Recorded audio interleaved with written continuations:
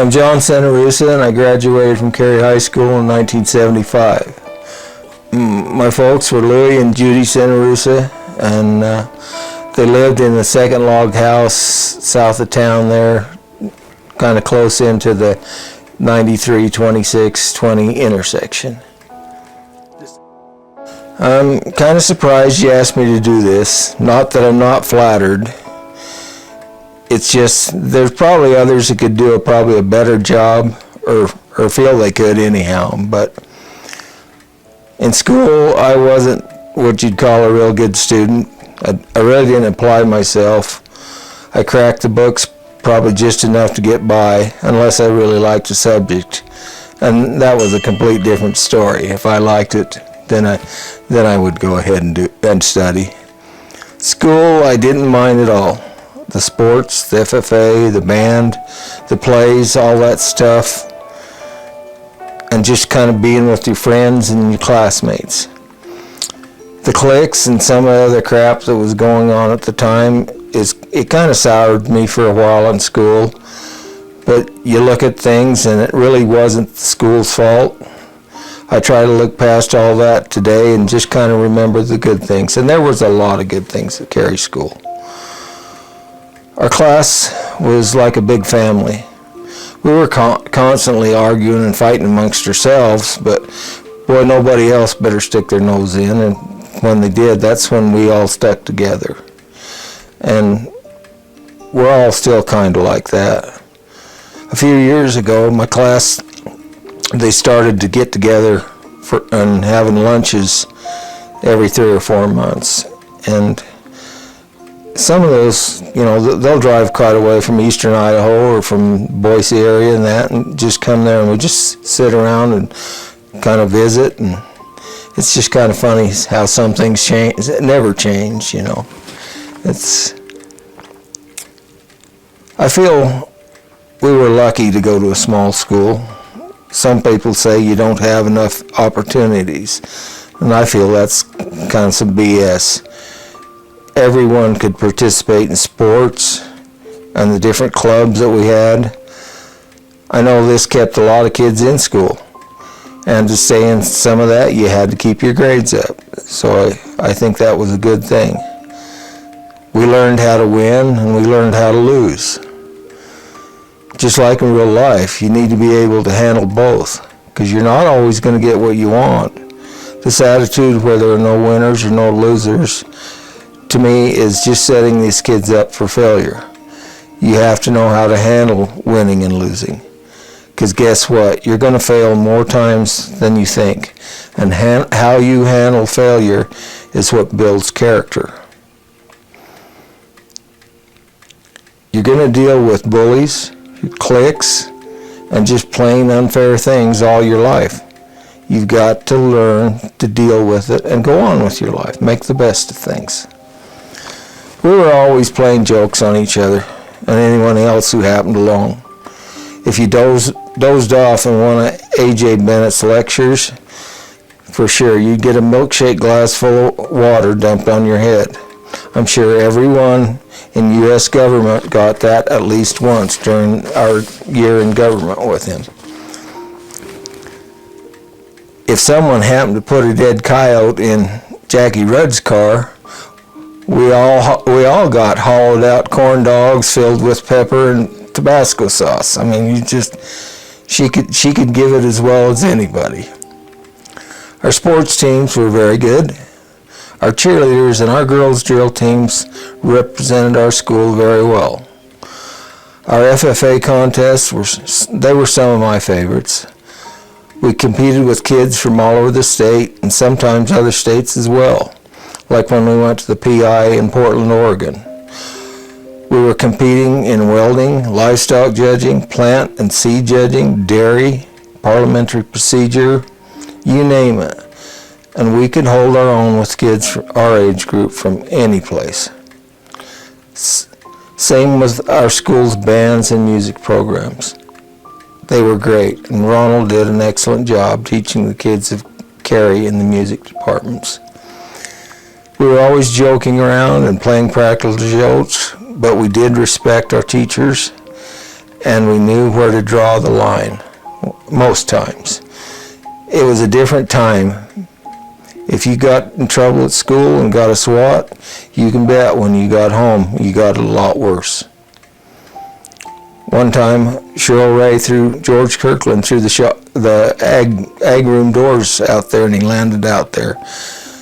And he was doing something he wasn't supposed to. He knew he was in trouble right off, and nothing had come about it. But, like I say, we were all messing around. But Cheryl, he got even with all of us, and he got back at each one of us before the year was over. But it still didn't stop the horsing around. I mean, I remember Dare Jensen. He was a cool principal. A lot of people didn't like him, but I did. He loved to go hunting. And I know him and Jerry Weaver and several of the other kids, they'd go hunting a lot together, which was pretty cool. I remember when Lynn Stewart was a principal, he just loved using that razor strap paddle he had. It had like a baseball bat handle on it, and about a 3-inch wide strap with holes drilled in it. And man, Lynn was a strong man, a big man, and when he hit you, you knew it. I mean, it brought you right. It woke you up in a hurry. A.J. Bennett, Oral, he was pretty cool, but he used to give what he called shoulder massages when he acted up in his class. And what he'd do is he'd pinch these cords in your neck till he popped. And it hurt like hell, I'll tell you. It did hurt. But what was worse at the time, by the next day or for a couple of days afterwards, your neck was so stiff and sore you could hardly turn your neck. That kind of thing, it came to an end pretty quick when one time he gave Darryl Green one. Darryl missed school for a few days afterwards, and when he come back, he still had a hard time turning his head. Well, Darryl's dad, Charlie, caught AJ in town in front of the Texaco just a few days later, and he took him down and he gave him one. That ended all those shoulder massages. That was it. Like I said, it was a different time. I always felt myself that some of the unsung heroes in the Carey School were the ladies in the lunchroom. Jackie Rudd and Nina Peterson and the rest, they were awesome.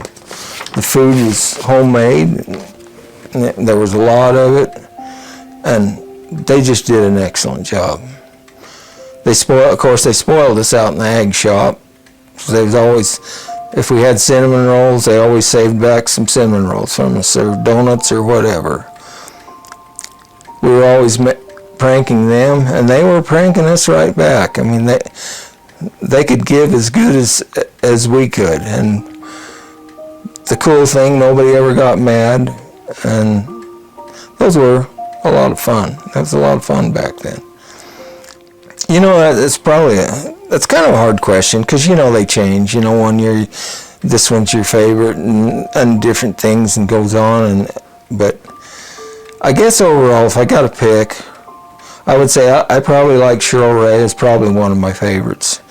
And I think that was because I did enjoy the ag classes and stuff, the welding and all that we did. I mean, on the ag classes themselves, Cheryl did a good job. And of course, it was something I was interested in, so that's probably why I'd pick Cheryl.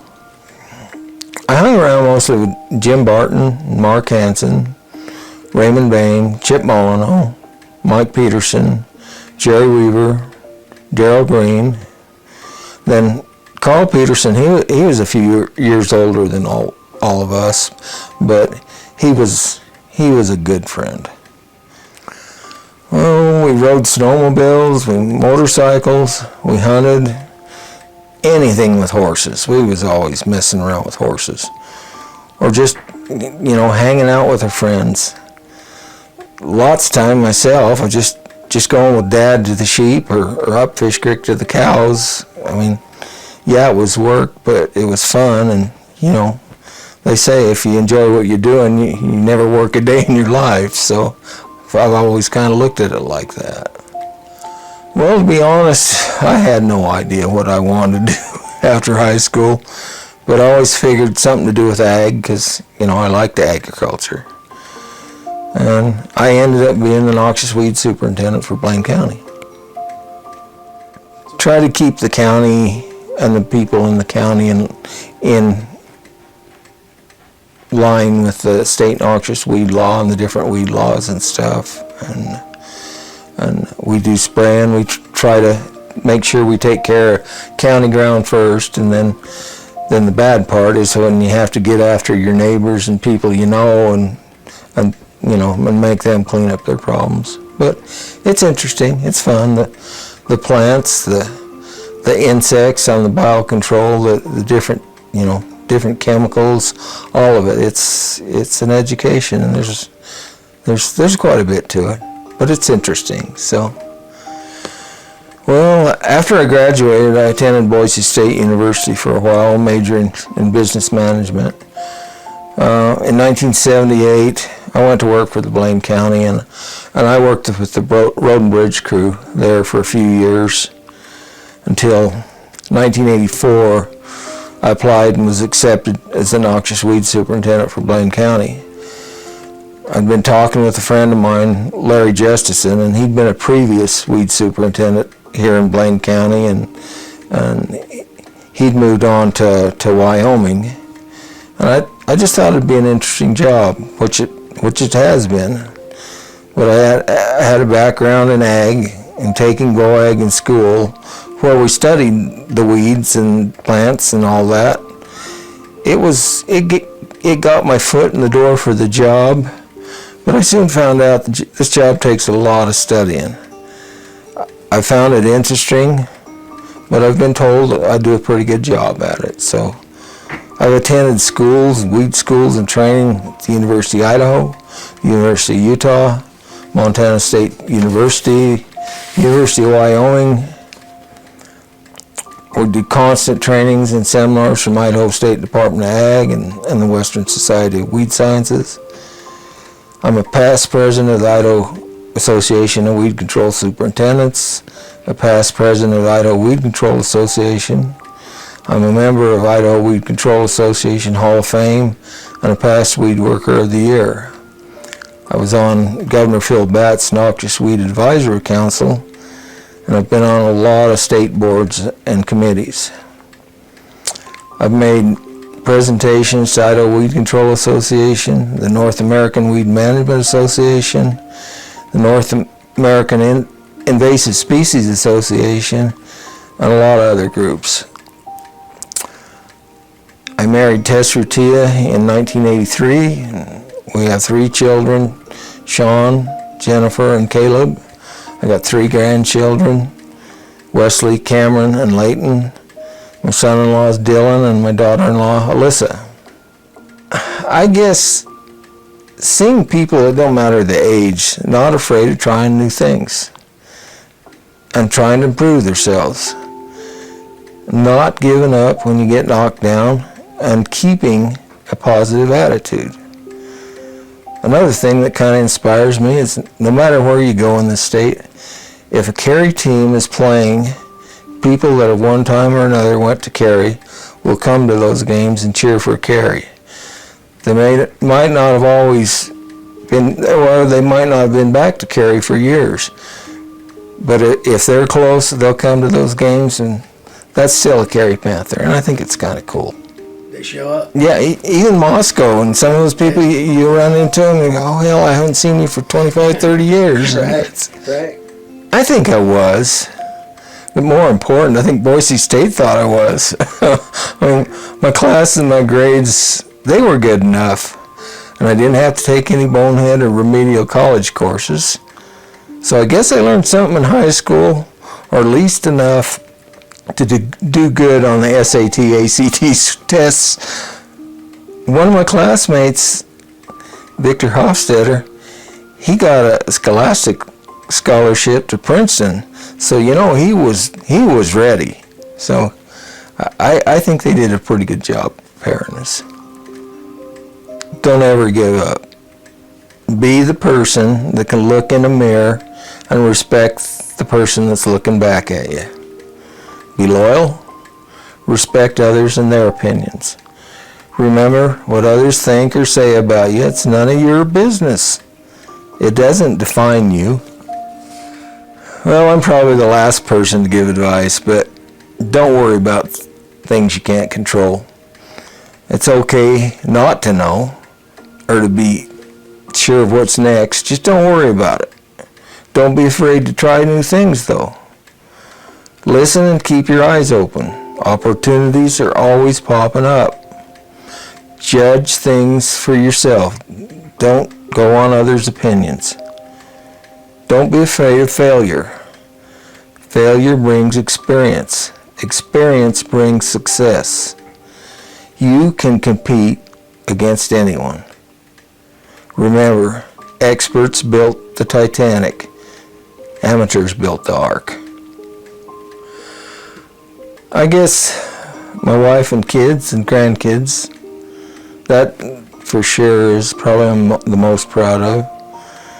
And I am kind of proud of how far I've come and the respect that I've got and build up in my profession. It's been a good journey and I've enjoyed it for the most part. I'm John Cenarrusa and I graduated from Carey High School.